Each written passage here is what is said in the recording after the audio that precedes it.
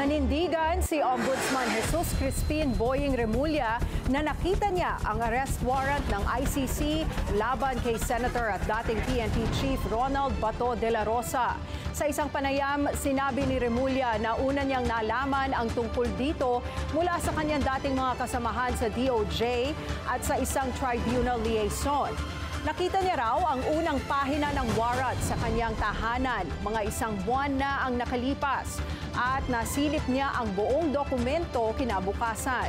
Mayroon pa raw siyang unofficial copy sa kanyang cellphone, bagaman hindi pa ito opisyal na inilalabas sa publiko.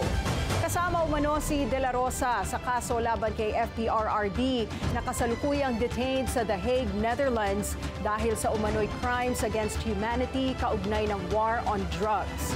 Pero giit ng DOJ, Foreign Affairs Department at DILG, wala pa silang natatanggap na official notice. Wala rin anunsyo mula sa Interpol para sa senador, maging opisyal na pahayag mula sa ICC tungkol dito. Sa ngayon, 3 linggo nang absent si De La Rosa sa Senado at iniugnay ito sa ICC issue.